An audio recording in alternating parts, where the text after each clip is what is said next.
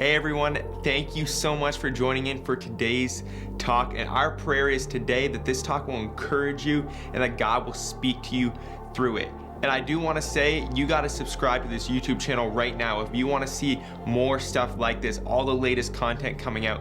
And also, don't forget, check out our website, myhopecity.cc, and connect with us on Facebook by liking our page, Hope City Efton, and joining our Facebook groups. Again, thank you so much for joining us, and I can't wait to see how God is going to speak to you through this talk. Good to have some worshipers in the house today. We have got used to, you haven't even been in church with me for a while. Usually I'm here with the band, having a little worship time and some cameras. But now that we're able to get a few people in the house, we're doing that. Thursday nights, pre-weekend service. And then, of course, there's prayer night. But then Thursday night, then Sunday morning at what time? See if you even know. Because Last week, you got to talk in the mic. They can't hear you online if you're not on a mic.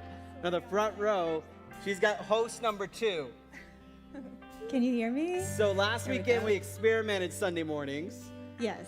But now we're going 9 and 11. 9 and 11. Yeah. And so the exciting thing is you can register to be in the house basically whenever we're live and just be a part of this service.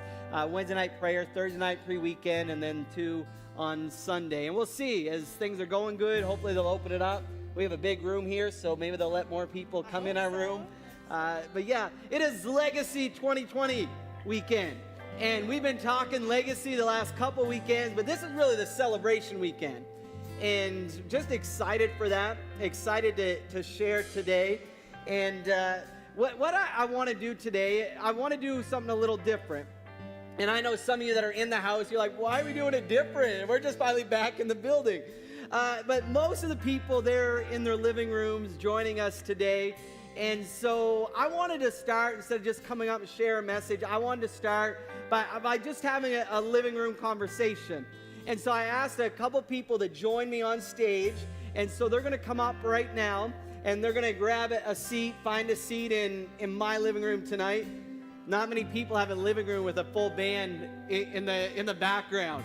But can we just give a huge, if you're online, just a huge thumbs up, just for our band and just all our media team that has just been killing it throughout this season and just bringing church online. And so we're excited. We are excited. So we're gonna join the conversation with you guys. So we'll jump back here and just have a little chat. And it's good to see you guys. So good to see you. I'm going to put him on the spot because I noticed we have an empty chair. So Corey, you're just going to join the conversation. So you can jump in and grab a seat right there. I love it. Make sure your mics are on, guys. Now, this part was not planned as far as exactly what we're going to be talking about or sharing. So that's why I can just throw Corey into the conversation. And Corey, I guess as I looked over at you, I realized I think you're the youngest band member tonight. So that's why I was like, we need a young guy up here. So thank you guys for joining Paige and I in our living room. What is our living room tonight? And I really just, obviously, I think most of you know Corey. If you don't know Corey, just a huge part of the team here, leads worship, and a great guy. I think you all know Pastor Dale, hopefully. This guy you may not know. This guy, his name is, why don't you tell us your name? Robert Curtis. Yeah, you got to talk in the mic. So Robert Curtis. All right. So Robert has been a part of this church for a long time, and but just definitely, I mean, maybe you are a great singer and play guitar. I guess I don't know, but just certainly more behind the scenes guy here at the church. But I asked him to join us, and a lot of you would know this is Kelly, and so Kelly is Pastor Dale's sister. If you didn't know that, Older. yeah, older sister. And better looking. Oh, well. So yeah, I'm not sure she's way older, but she does have the title of older sibling. And Kelly works with our children and just week in and week out. And we just gave props to the band, but I don't know if any of you have kids or been joining Hope City Kids online. but hasn't Kelly and the team just been doing an amazing job every week, and so awesome. All of the team, as we've gone to just church online, I mean, everyone learned new skills and things we didn't know we could do. We realized we can at least do it a little bit, maybe not great, but just everyone's been doing such an awesome job, and so thank you guys so much. I wanted to talk tonight, before I really just share the thoughts that I had here, Legacy 2020, before we wrap things up and just kind of get ready to celebrate. But I want to talk to you guys. Our mission, our vision, our purpose here as a local church is we just believe that we exist so that people from all walks of life can experience and live out the hope of Jesus. And we just live by that. I was so encouraged. So last weekend, our first weekend, that we were able to have anyone in the building. And you got to pre-register and everything. And if you haven't yet, please, if you're, feel comfortable to be out around some people, trust me, with Yvonne on staff, I mean, we are the safest place that you can go in public, right here with every, entrances and exits and signs. But if you haven't registered. But it was so neat because last weekend, our first weekend, that we were back with anyone in the building, and small group that had to pre-register, and there was a gentleman here with his 2 children. And I knew I didn't recognize him. Now, as some of you know, some of you that are part of Hope City, maybe I've seen you or shaken your hand, but we have a huge family. So some of you I haven't met yet, and I knew I didn't know this gentleman as far as, I didn't think I'd seen him. So I went up and just, said, hey, have you been, coming to Hope City for a while before all this COVID stuff started? And he looked at me and he said, well, no, he said, this is my first time in a church building in 20 years. He said, the last time I was in church was when I was 14 years old. And so he was here with his 2 children, and so I'm just believing that God's doing a work in that guy's heart and his life. I said that to say it is awesome to be a church that is just praying and believing that we are going to reach people that need hope and need Jesus. And so even in the middle of this, we still have new people joining us on the line, new people in the house. Last night for prayer night, I looked out as we had our first prayer night in 3 months with people in the room. And I looked out and I saw that there was probably half of the people in the room, at least a quarter of the people in the room were people that were not even in church 4 years ago, 3 years ago. And so I was just praising God and thanking God for that. But as much as we always are striving to reach new people, and that's what it's all about, those of you that I brought up here today, you've been around church for a while. You've been doing this for a while, and so that's one of the reasons I wanted to talk to you guys, because we're talking legacy the last 3 weeks. This is our Legacy Offering 2020 weekend. And so I just wanted to ask some of you guys, we don't have a lot of time. I have a few things I want to share, but maybe I'll put Paige right on the spot right away, because I didn't give her any heads up. The rest of you I did. But when you just think, babe, of church and the impact of church on your life, even as you think legacy, what just comes to your mind when you think legacy? Maybe your heritage, maybe, just for a minute, because I always say we have what we have today because of what people did before us. I think it starts in the home for sure, and I come from many generations of believers, and starting with my great grandparents, who I had the privilege of knowing one of them, and then my grandmother. I think Justin referenced it on Mother's Day. My grandmother, who is now 97, well, she can't anymore get on her knees, but up until recently, she was getting on her knees every night just praying. And I had several aunts and uncles, missionaries, one in Bolivia, one in Mexico. So I've just seen it in my family, and mom and dad always being involved in the church. And I just remember so many times we would just come to church, and I would walk in the old sanctuary, and I would see my grandmother. And we were usually a little bit late getting to church, and she was already there. And I would just see her, and tears would be streaming down her face. She just loved to worship, and she loved seeing people come to Christ. And so I just think it definitely starts in the home.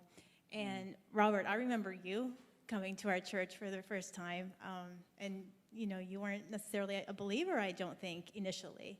And I remember that, and just as a little girl, and it's just so nice to see this continue on, and That's awesome. It starts with the family. That's awesome. Pastor Dale and Kelly, obviously people know Pastor Dale, they know you guys, but maybe you guys can share a little bit, just when you think of legacy and you think of church, like what you're both in full-time ministry right now. Obviously, I believe you're good at what you do because you're on HopeCity staff. But when you think that this is actually your home church, both of you guys. So when you think of legacy and church, just the impact that maybe it's had on your life, maybe you guys can share a little bit. I'll start. Church, the legacy of the church has been huge in my life, in our life. And it's so important to leave a legacy. It's so important to pour into people and young people, and even if you don't have kids of your own. And that's kind of, we had a guy pour into our lives as teenagers, as young people, that if it wasn't for the church and good, faithful saints of the church supporting, giving, doing all that they do, leaving a legacy for the next generation, we probably wouldn't be in full-time ministry today. At the age of, we were young and impressionable, and just the role that the church played on our life at such a crucial time in our life was so instrumental in setting the course to where my sister and I are today in ministry. We wouldn't be here if it wasn't for that, if it wasn't for the church. Being there for my family at a time when our family needed it,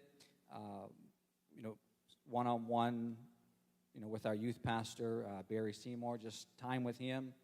If we didn't have that, and it wasn't just the relationship that we had with our youth pastor, our youth leaders, or church staff. It was the whole church working together, leaving a legacy, and sowing in that allows the church to be there for people like us when we needed it. That's awesome. And so legacy is so important. And obviously, Kelly, you understand the importance of legacy as you pour into all of our children's lives each and every week. But maybe you can just share, piggyback on your brother's. Yeah, I wanted him to go first because I was hoping it would lead the way to what I had to say. So Pastor Justin gave us very few minutes of preparation for tonight. So Very few. Very few. He didn't give us any pre-questions, so I would know what he was going to say. And one thing, Dale mentioned Pastor Barry, how he poured into our lives so greatly at a very crucial time in our lives. I owe it to him to where I am today leading kids ministry, because I think he birthed that in both Dale and I. But I got thinking about all the other people of Sunset Church, HopeCity Church, who really formed me. It was, if I'm going to name them, and I'm sure there's many, many more, but one is Paige's parents. Paige's parents had me every weekend at their home. So my relationship with her, it's Peter and Celie Burney, it's Donna and Arnie Johnston. It's just different people that were in my life when I needed somebody. I have a great family who I love, but it's my church family who were there for me to help me grow and to help mold me to who I am today. So it's not one person, it's all the people in the church who helped make me who I am today. That's awesome. She touched on a couple of things that are interesting, and I believe it's important we always know this as we talk legacy and even legacy offering. And the beautiful thing about COVID-19 is that we were reminded so quickly that church is not about a building. Church is not just something you come to. Church is people. And so the church has been thriving even in COVID-19. I mean, there are more people that are joining together in worship on Sundays and on the weekend maybe than there ever were before. And so it really is. So as we talk legacy in church and even we talk offering, we're really talking people. We're just talking about people. Corey, you have anything to add? You were the one that just came in last minute. And I remember last time he pulled me up on stage, I sang song in the wrong key or something. So I wasn't sure.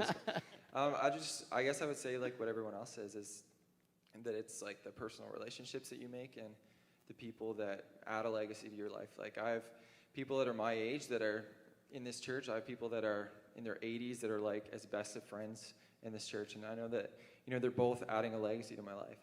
So That's awesome. Very good. Robert, now again, I mentioned at first when I introduced you that you're more behind the scenes guy. Robert, he is a guy that believes in the mission of the church. He'd be a legacy leader here in the church. And Paige, she wasn't even in our conversation earlier. So it was neat when she just referenced and said she remembers when you came to church. And that's what I want to touch on, because leaving a legacy and being a church that just believes that we exist to reach everyone and that we want everyone to experience and live out the hope of Jesus. I love people like Robert that, it's not that, hey, he's just been here a week, but I mean, he's now been here for years. So maybe share with us why you believe in legacy so much, why you believe in the church so much, maybe the impact it's had on your life. Remember, you need to speak in the mic while you're talking. Well, I'm usually not lost for words, but a little bit of story of my life. I never had an easy life. Brought up on single mom, moved from the Miramichi to Hawkins Street, which, is a hard place to bring up. Unfortunately, it was a survival place for me. I had to learn to, I used to say, fight and run. So as you can tell, I don't have long legs, so I had to learn to be a good fighter. But I always knew, right from the time I was a kid, that something was different. I wanted to be different, and I wanted to be different than everybody else. My mother used to make me go to Sunday school. They come around with the bus and make me go down to Devon Park Baptist. And I remember a guy and I used to hang around with. We were cutting up in church there one night, and the pastor pulled me out of there, and he said, this may sound a little dramatic, but he scared me. And he said, son, he said, you're going to go to hell. And I had that fear my whole life. So anyway, I moved on in life. I can't say that I got into drugs or had any of that trouble with the law, which I never, thank goodness. But I was heading in a wrong path in different ways. But anyway, I was very fortunate enough to meet a lovely lady, which she was in my wedding, that prayed for me. I was in college. I'll move ahead a little bit. I broke my hand. I wasn't really living right, but I really loved Jacqueline. And so anyway, I come home. They come to get me. I was playing hockey and broke my hand. And she said... that wouldn't have to do with the fighting thing, would it? Yeah, no, it didn't, really, honestly. So I said, I'm going to go to church with you. And she says, yeah, right. So anyway, long story short, I went to church. I started feeling conviction. Probably 2 or 3 months into the church thing, we were coming to church. The car went out of control.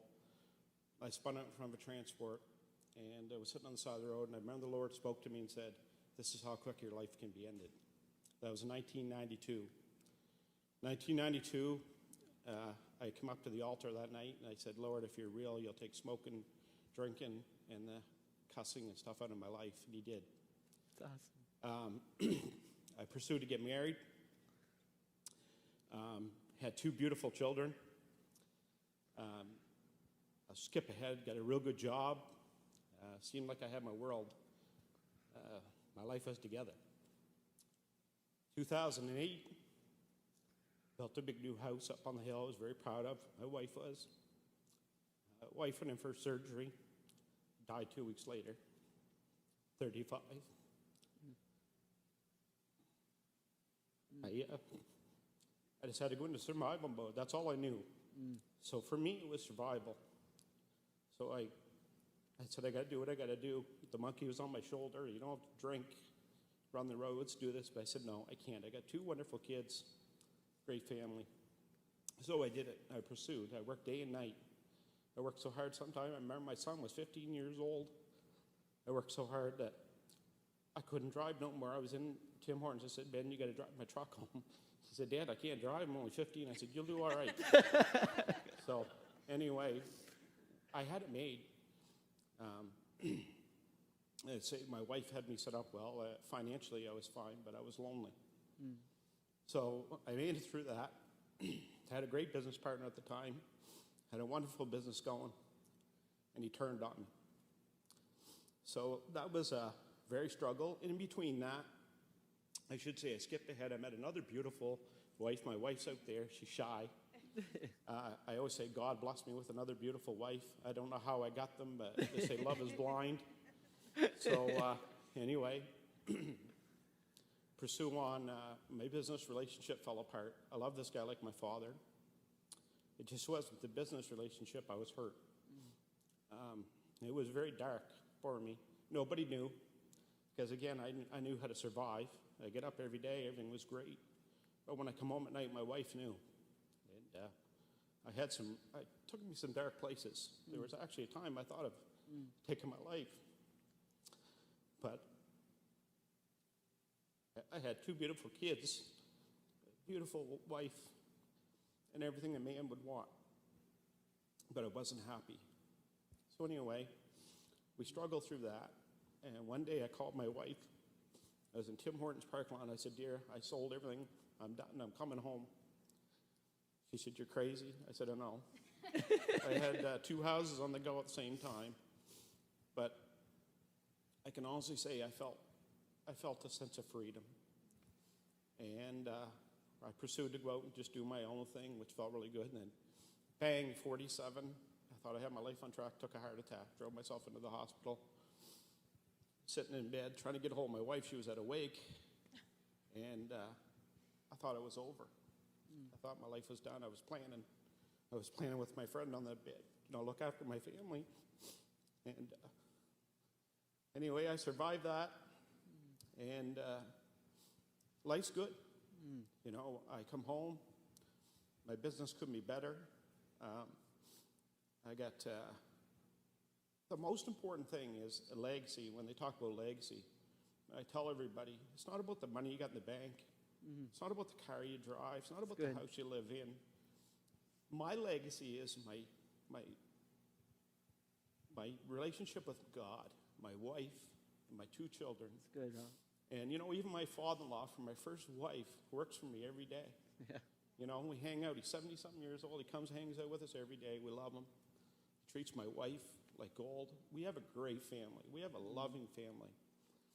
And so when we talk about legacy, your legacy is your family, your relationship with God. And as much as we all like things, and things are nice, but I tell you, I got a peace in life now. I was saying to my wife, I said, I've never been at so much peace. Even through COVID, I was a worrier my whole life. Yeah. I don't worry. I don't worry at all. And one of the things I pray for, and Justin knows me, is I look at all the people that helped me through life. Like sitting home here probably 2 weeks ago, I like to get up and watch CNN and do my thing in the morning, and your dad called. I haven't talked to him. He said, I was praying for you. And I just thought of you. I haven't talked to him I thought that was amazing.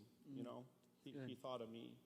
He called and he wanted to pray for me. So legacy to me and importance is I want to do good for people. I want to try to help other people. As much as we can have all these things, but putting a legacy behind and maybe saying a kind word to somebody or maybe helping them out or maybe a little thing might change their whole life. That's awesome. That's awesome, I mean? Robert. Maybe it's just a little something that can change somebody's life. That's awesome. So my wife and I do some pretty crazy things, and she's always there to back me, and that's my legacy. I love this church. I'm not a guy I'm kind of a shirts and t-shirt kind of guy. I love hockey. I'm a kind of a guy's guy, but I love people. That's awesome. And I love our church, and foremost, I love God, and I love my family. That's good. And that's good, Robert. that's my story, guys. I don't know what That's else to say. awesome. That's awesome,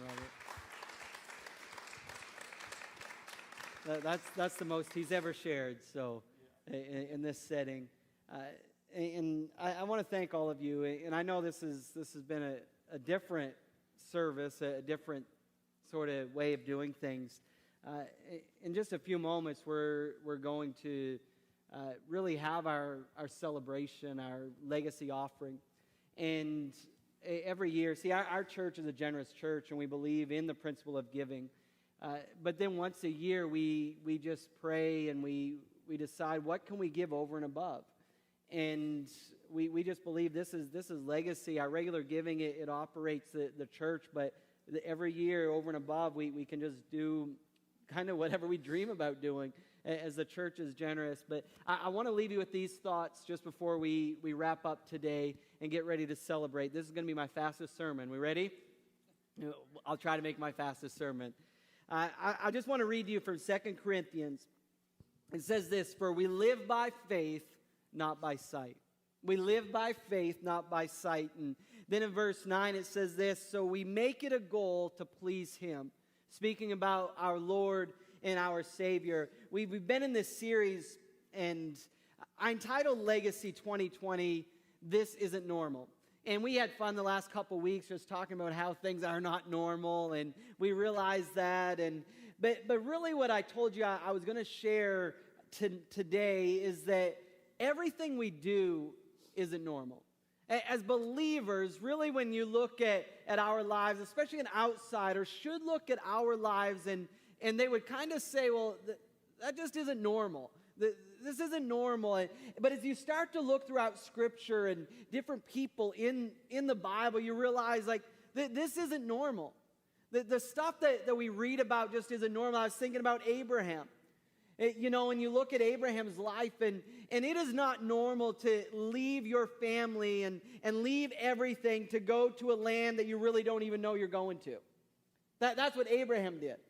To leave everything behind and go somewhere that he didn't even know where he was going.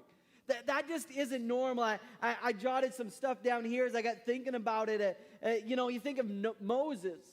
I mean, it's not normal to grow up in a palace. I mean, not many of us would grow up in the wealthiest place in our town, in our community, that we have everything. It is not normal to leave that to go and basically live life with the servants, with the slaves. But that's essentially what Moses did. And he ends up fleeing that country and goes and lives on a hillside. It just isn't normal. I got thinking, I mean, you could go through it. I thought of Gideon. I mean, it is not normal to be a leader, leading men of war and going into a battle now with a great army. But you're about to face your greatest enemy, the Midianites, one of the greatest battles you're going to have. One of the greatest battles. It is not normal to have your 33,000 men ready to fight in this war, and it's not normal to decide, let's go into this battle with 300 instead. We're about to have our biggest fight. We'll just take 300. It isn't normal. You think of David. I mean, it is not normal to go to the place of battle and you see a giant that all of the warriors and soldiers that have been trained to fight are scared to fight. It is not normal to say, hey, I'll do it. I'll fight that giant. Just isn't normal. As you read the Bible and you get into the New Testament, you start to see men and women of faith, followers of Jesus Christ. I mean, it is not normal that they would go into places where they knew that they were going to be persecuted. They knew that most likely they were going to be thrown into jail and be put in chains for the gospel. It just isn't normal. When you look at our lives, we just read that our goal is to please the Lord. We want to please Him. Well, when the world looks at us wanting to please our Lord, you could look at it and say, well, it just isn't normal. It isn't normal to love your enemies.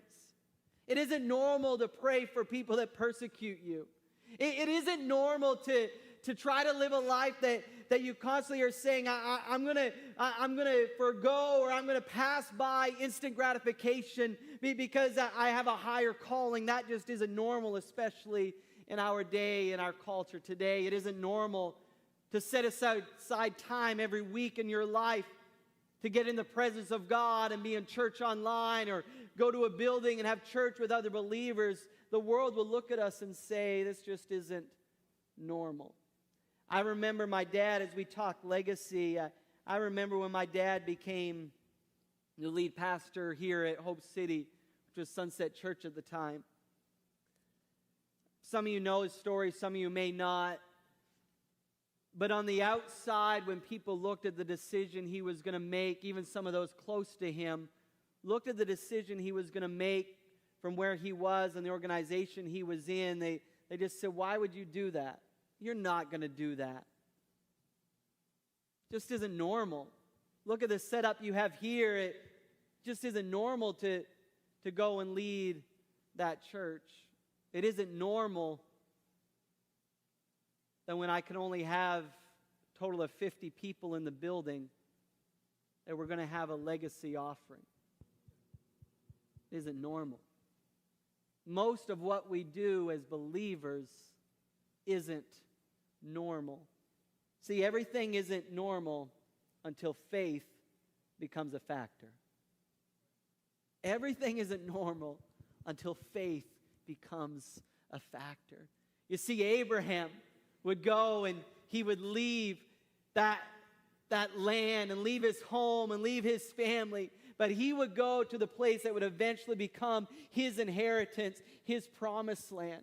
When you think about even another step of faith that it really isn't normal, is that he's 100 years old and finally has his first child. Like, that's old. That's old to have your first kid. 100 years old. Finally has his child, and all of a sudden now he's going to take his son and sacrifice him. That is not normal unless faith becomes a factor. Because if you read the story of Abraham as he's taking Isaac to sacrifice, as God told him, God is sending another sacrifice up the other side of the hill. You see, David, he goes to face Goliath, and no, it's not normal, but his faith was not in his abilities and his skills. His faith was in his God.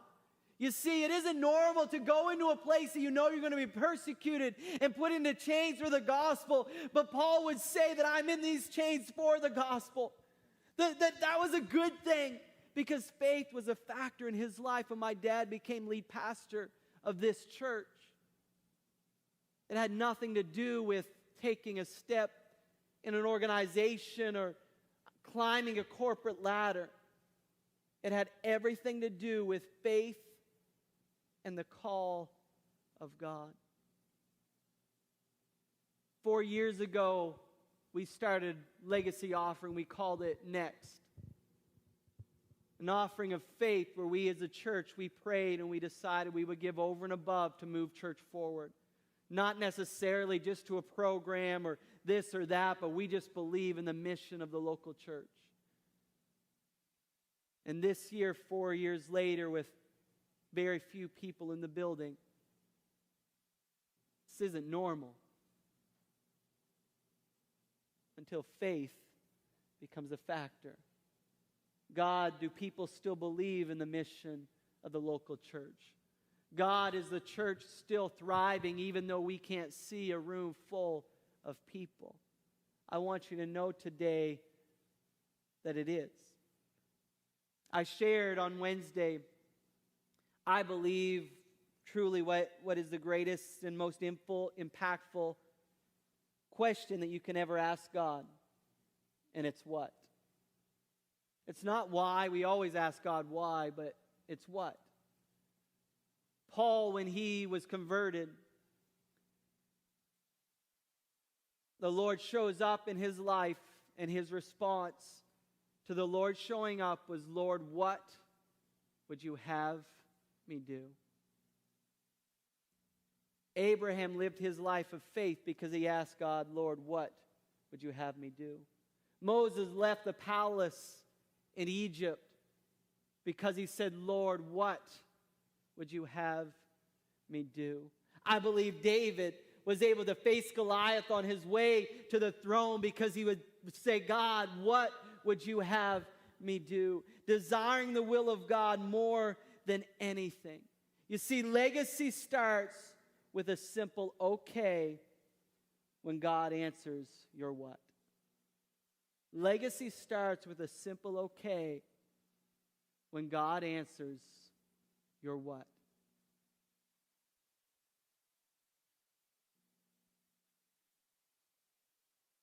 I'm here today because I asked God, Lord, what would you have me do?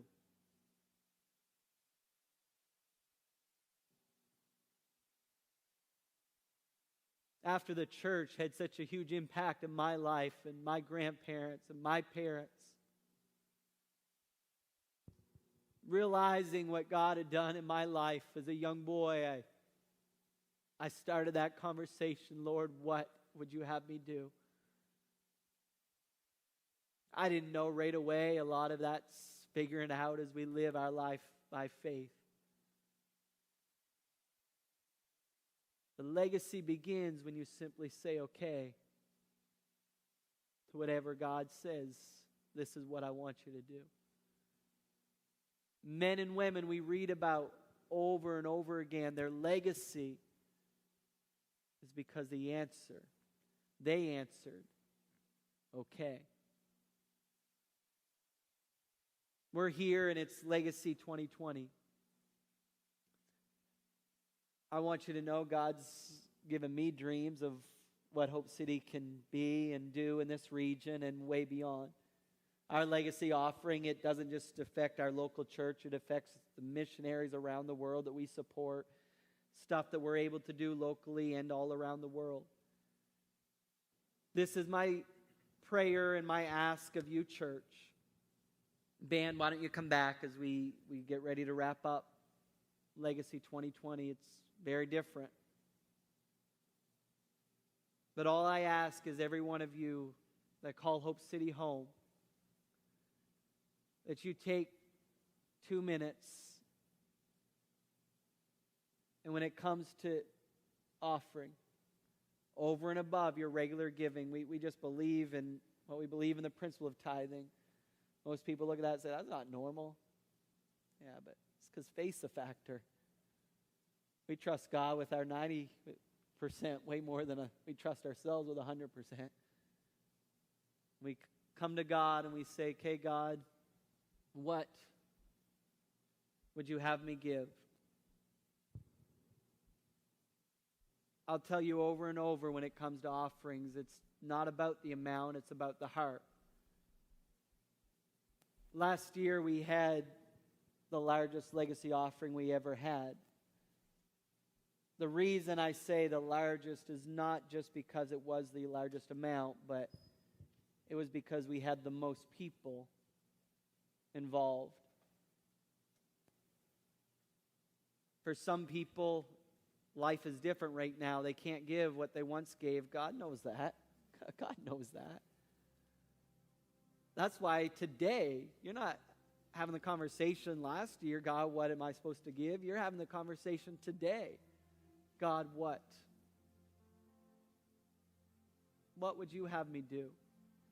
What would you have me give? There's some of you that you've never really been involved in legacy before, but God's going to speak to your heart. I actually had a crazy prayer night last night. We're here, and I had this crazy in the moment of prayer, and we were praying legacy. Because we're in New Brunswick, so this is a crazy thought.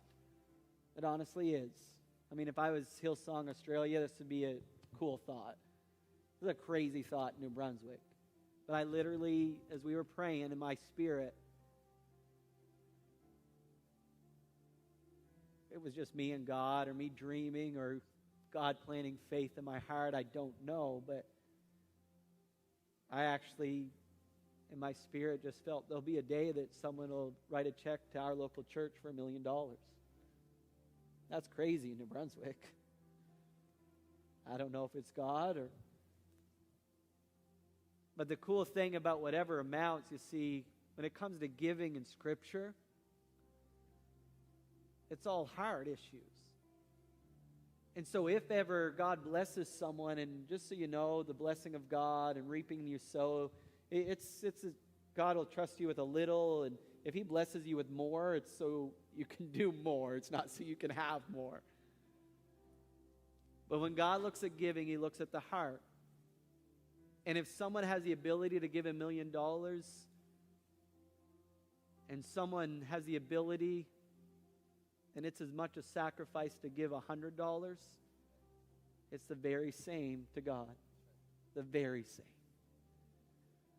So church, what's going to happen is online right now, there's a link that you can go, and we believe in planned giving, not just emotional giving. And so you can click that link and you can just say, this is the amount I'm going to give this year for Legacy. Maybe you're planning to give it over, each month. Maybe it's a one-time gift you're going to give. Even as you go online to give, we do like to just sort of know what Legacy was.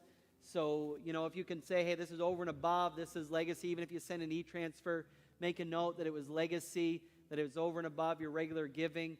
And I'm just believing that in this season, God's going to bless the church.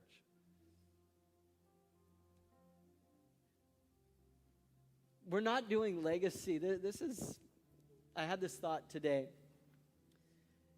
Because of the season we're in, unfortunately, a lot of churches and places, giving is down.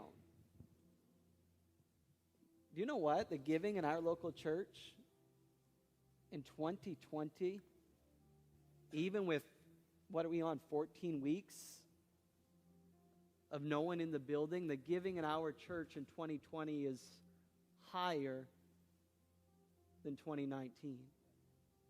We're not doing Legacy offering because we got to pay the bills, help us.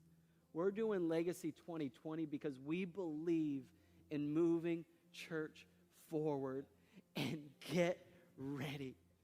Get ready, because if you think God has done anything yet, He's got more that He's going to do. God, we thank you for your amazing grace. God, we thank you for the local church. God, we thank you for my wife. We thank you for Corey, for Pastor Dale, for Kelly. God, for Robert, we thank you for their stories. God, stories of legacy, stories of how other people impacted their life. God, as people believed in the local church and gave to the local church, God, they're all sitting here years later because of what someone did. God, there were people that were in this room for Wednesday night prayer that, God, before we ever had a legacy offering, before we just started doing stuff we're doing, they didn't even know you. And God, I just pray right now that every person would ask the question, Lord, what would you have me do? When it comes to Legacy 2020, what would you have me do?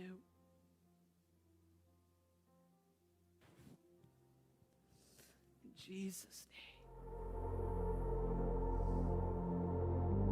I hope today's talk was encouraging to you. And hey, we would love to hear from you of how God spoke to you through this talk. And again, you can message us on Facebook. Make sure to like and follow us while you're there. Hope City F10. You can reach out on our website, myhopecity.cc. And don't forget, subscribe to this YouTube channel so you can stay up to date with all the content coming out. And we are excited to see how God is going to continually move through your life through this. Love you guys. Have a great day.